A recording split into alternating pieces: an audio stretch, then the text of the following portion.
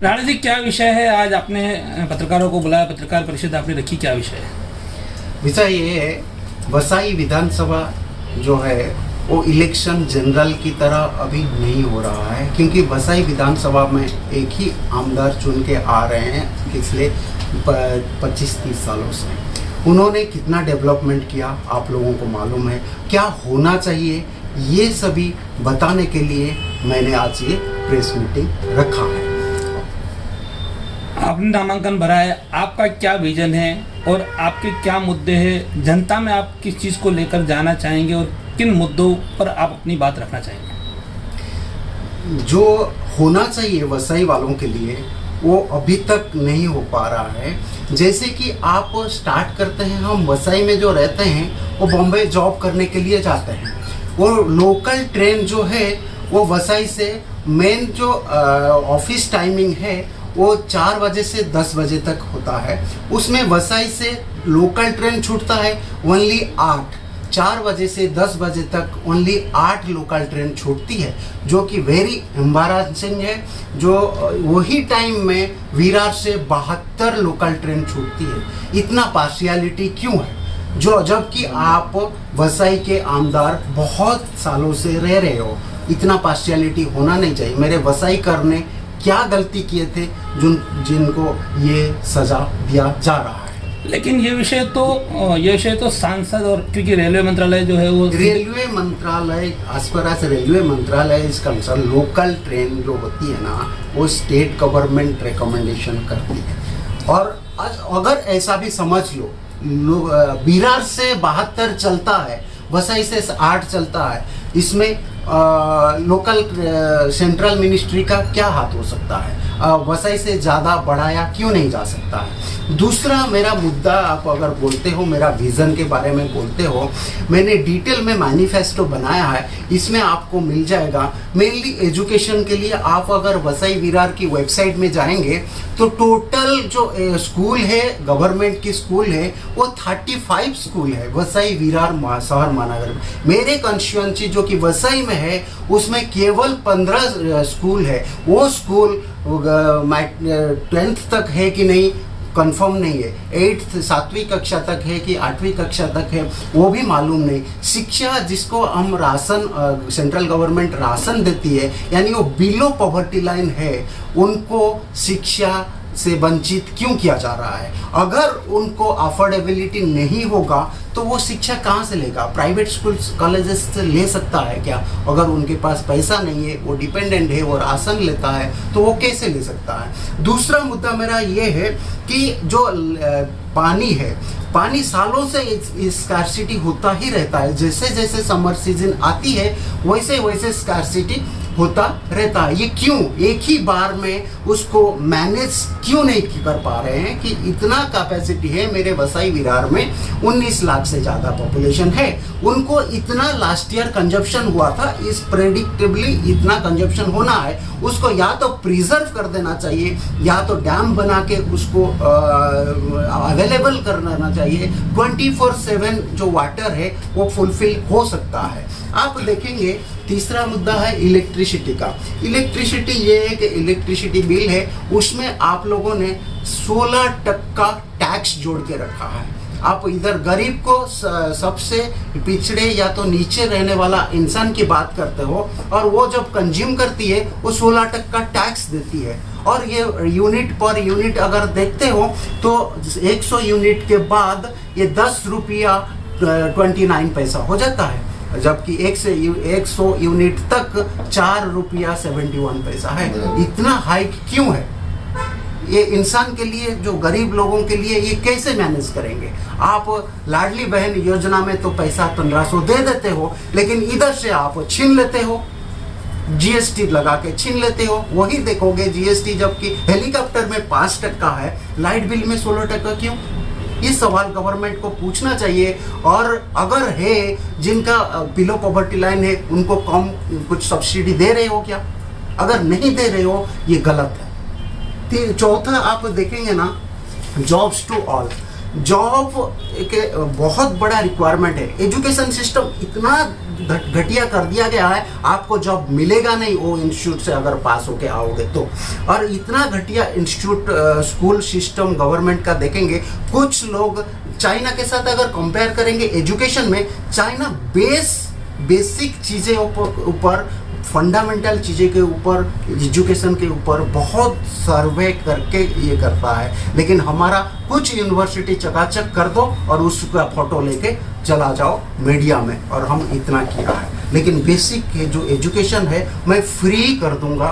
Education जो कि या तो आप खाली एडमिशन कर लो स्कूल, आपका जो भी स्कूल है गवर्नमेंट का स्कूल में, ऑनलाइन कोचिंग में फ्री में दे दूंगा। बहुत सारा टीचर्स, इंस्ट्रक्टर, जो ट्यूटर है वो चैरिटी बेसिस में पढ़ाने के लिए, आपको मालूम होगा कोविड में आप ऑनलाइन में पढ़ते थे बच्चे, वो ऑनलाइन कोचिंग दिया जाता था। वही सिस्टम मैं चालू करूंगा, जिसके पास पैसा हो या ना हो वो एजुकेशन फैसिलिटीज पा सकता है, not only for academic but also जो भी ट्रेनिंग करते हैं आईआईटी के लिए, एम्स के लिए, जी नीट, सबको लिए वो अवेलेबल रहेगा। बैंकिंग या कॉम्पिटिटिव एग्जाम उनके लिए, सबके लिए ये सर्विस अवेलेबल रहेगा। जॉब के बाद आता है इंडस्ट्री के लिए। आपने क्या किया, वसई ईस्ट में इंडस्ट्री है, उनके लिए अभी भी जाओ, उनके फैक्ट्री तक रोड बराबर नहीं है, पानी तो मिलता ही नहीं, और बिजली का तो सिचुएशन ही छोड़ दो, 24/7 बिजली ही नहीं मिलता। एमएसएमई के लिए क्या किया, वो जॉब क्रिएट करते हैं, उनको स्ट्रेंथन करना मेरा मोटो है। उनको अगर स्ट्रेंथन किया जाए, ये जो जॉब टू ऑल का मेरा मैनिफेस्टो में, वो पूरा हो जाएगा। उसके बाद अगर आप देखते हो हमारा कोर्ट वसई विरार में 19 लाख से ज़्यादा पॉपुलेशन है।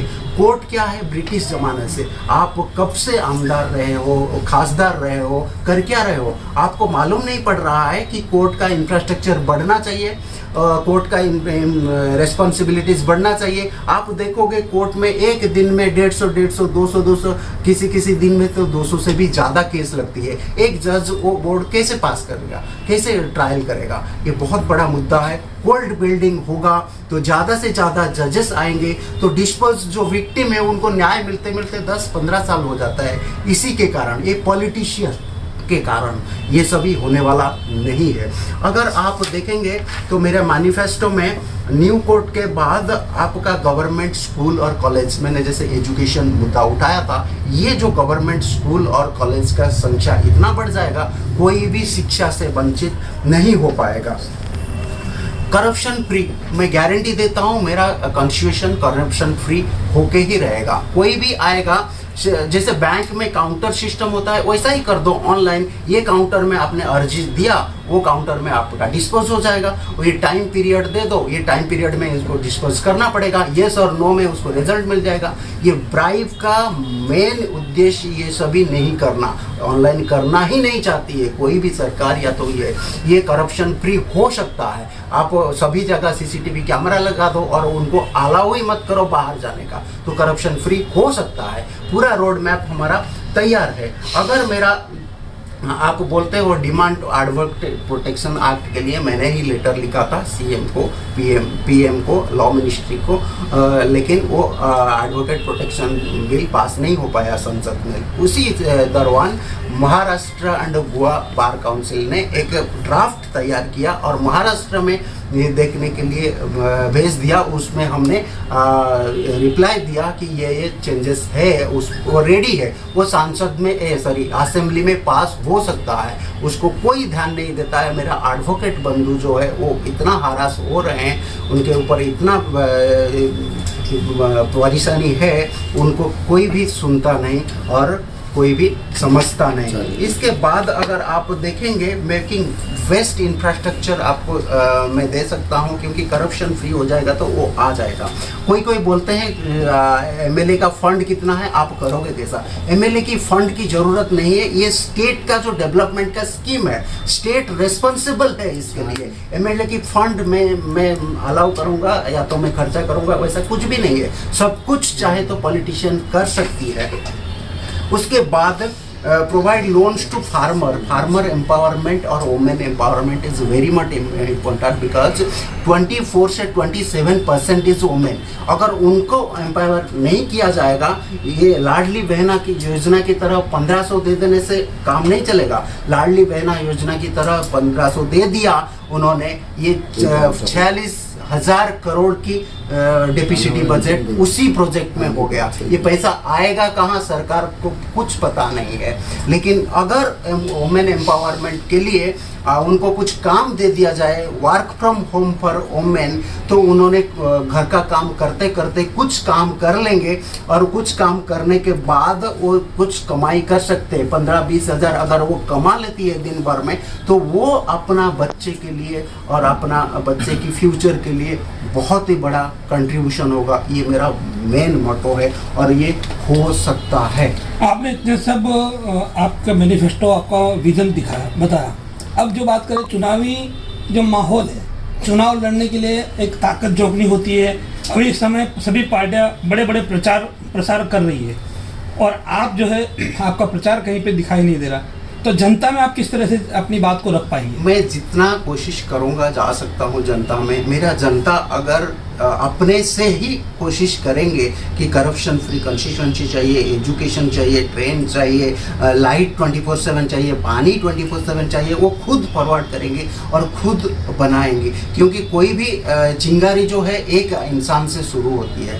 वो मैं मेरा वोटर और मेरा पब्लिक पे छोड़ता हूँ. आप कैसे चुन के मुझे देते हो, वो आप पे मैं ये रिस्पॉन्सिबिलिटी डालता हूँ. मेरे पास ना पैसा है, ना मैन पावर है. मैं आपके पास जा सकता हूँ, इतना मैन पावर लेके मैं आप पे छोड़ता हूँ. आप लोग इसको सर्कुलेट करिए और ज़्यादा से ज़्यादा मुझे वोट दिलाइए. मीडिया के इस पूरे आज की प्रेस कॉन्फ्रेंस में आप अपने वोटर से क्या निवेदन करना चाहेंगे? वोटर से यही निवेदन करूं कि आप लोग सब ये सरकार को देख चुके हैं, परख चुके हैं. अगर परिवर्तन के लिए एक पार्टी छोड़ के दूसरा पार्टी को देते हो, मैं इसका फायदा और नुकसान बना देता हूँ. सपोज आप आघाड़ी छोड़ के, ये सिटी वाले छोड़ के बीजेपी को देते हो. बीजेपी का तो सांसद है, क्या कर लेता है? कुछ भी नहीं कर पाता है. वो सांसद तो पहले से बहुत सालों से है. बसाई तो उनके अंडर में आते हैं.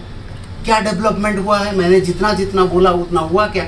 हम 2024 में बैठे हैं. अगर आप वोटर हो, आपके पास बहुत सारा राइट्स है. अगर आप ही नहीं पहचानोगे इन लोगों को, तो कौन पहचानेगा? वैसे ही बना के छोड़ेंगे ये. इसीलिए मैं बोलता हूँ, मैं वसई कर हूँ, इधर वसई में रहता हूँ. वसई वेस्ट बस डिपो के पास मेरा ऑफिस है. आप मिलना चाहिए तो आ सकते हो, लेकिन उनको मिलना चाहिए तो कितना पापड़ बेलना पड़ेगा आपको मालूम है. तो इसलिए आप की तरह हूँ मैं, एक वोटर की तरह हूँ मैं. इसलिए मेरा रिक्वेस्ट रहेगा आपको, मुझे पेन की नींव से वोट बटन दबा के मुझे ज़्यादा से ज़्यादा मत दे के विजयी करिए.